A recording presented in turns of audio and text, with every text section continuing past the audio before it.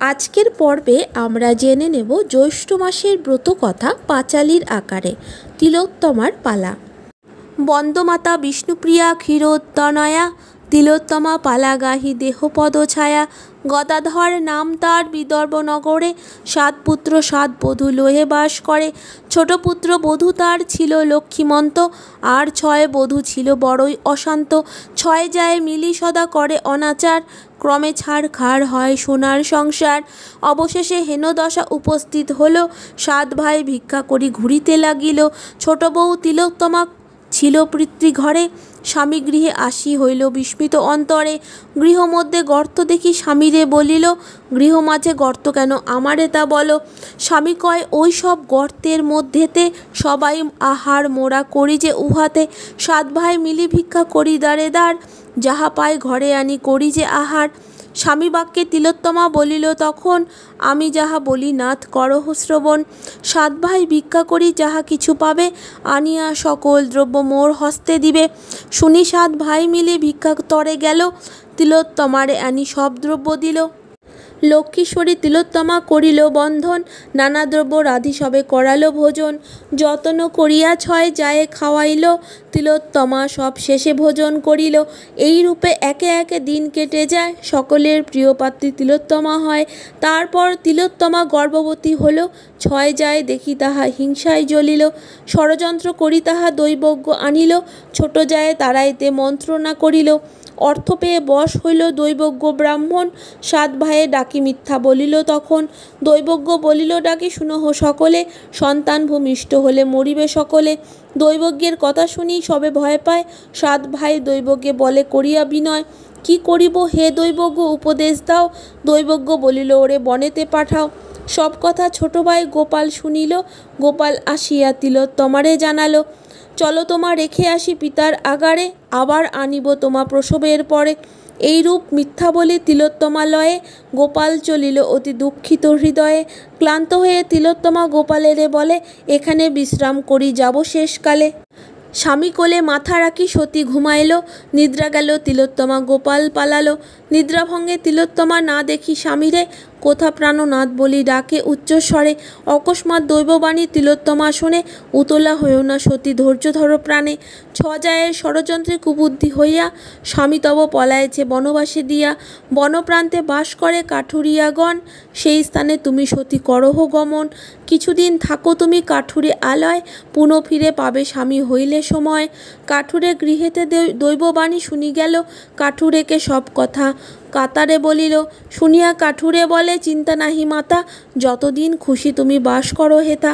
শুনি তাহা তিলোত্তমা সেথা করে বাস, কাঠুরে পত্নীর ছিল গর্ভ 5 মাস।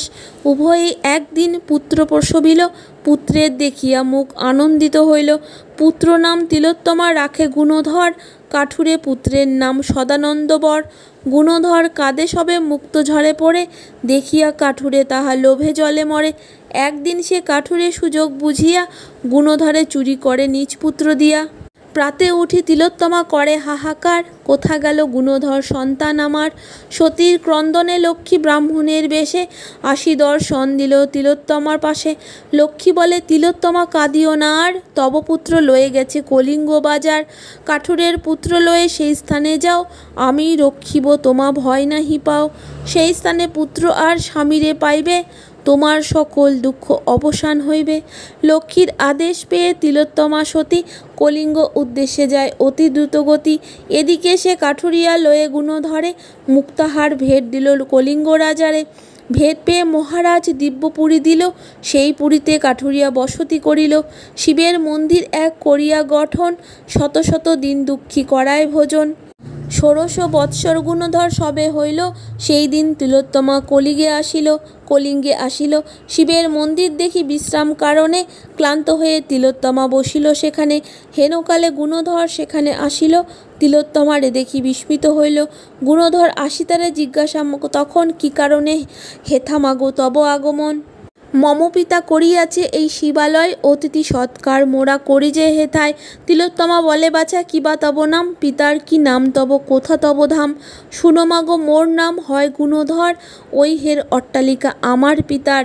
মম পিতা মাতা মাগো থাকে ওই স্থানে। এ রাজ্যে এসেছি মোরা বাণিজ্য কারণে।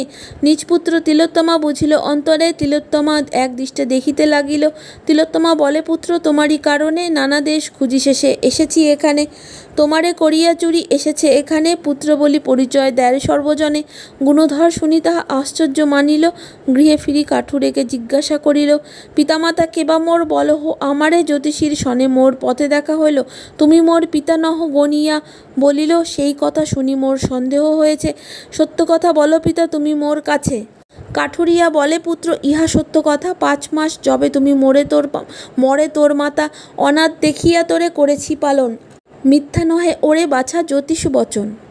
ভয়ে কাঠুরিয়া গুণধর সাথে গেল। তিলোত্তমার নিকটেতে উপস্থিত হইল। কাঠুরিয়া নিজ পুত্রে কোলে তুলে নিল। গুণধরে তিলোত্তমা বক্ষেতে ধরিল।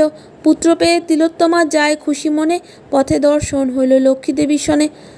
লক্ষ্মী বলে, বিশ্বকর্মা করহ গঠন। দিব্য এক অট্টালিকা অতি মনোরম। আজ্ঞা পেয়ে বিশ্বকর্মার প্রাসাদ গড়িল। বাজার নগর গড় সব নির্মাইল। গুণধরে লক্ষ্মীমাতা দিল রাজটিকা। গুণধর রাজা হইল পড়ে যায় ঘটা। এদিকেতে 7 ভাই দুঃখে দিন চলে। যে অবধি ছোট বধূ বনবাসে দিলে। 7 ভাই ভিক্ষা করে পেটের জ্বালায়। কভু অর্ধাসনে কভু উপবাসে যায়। একদিন লক্ষ্মী দেবী গুণধরে কয়, এক সরোবর বাছা করহ হেতায়। লক্ষ্মী আজ্ঞায় গুণধর ঘোষণা করিতে। দলে দলে লোক আসে মজুর খাটিতে। 6 ভ্রাতাগণ সহ গুণধর পিতা। লোক মুখে শুনিতে পাইল এ বার্তা। 7 ভাই মজুর খাটিতে তথা এলো। নিজপতি তিলোত্তমা চিনিতে পারিল। গুণধরে বলে, সতী এই তব পিতা। এদের প্রণাম করো হেট করি মাথা। পরিচয় সবাকার পরাপর হইল। তিলোত্তমা পাশে সবে ক্ষমা চেয়ে নিল। রাজ্য করে গুণধর পরম হরিষে। প্রজাগণে পালে রাজা পুত্র নির্বিশেষে। তিলোত্তমা উপাখ্যান শ্রীশঙ্কর ভনে। প্রণাম করহ সবে লক্ষ্মীনারায়ণে। তিলোত্তমা উপাখ্যান হইল সমাপন। জয় জয় লক্ষ্মীমাতা বলো সর্বজন।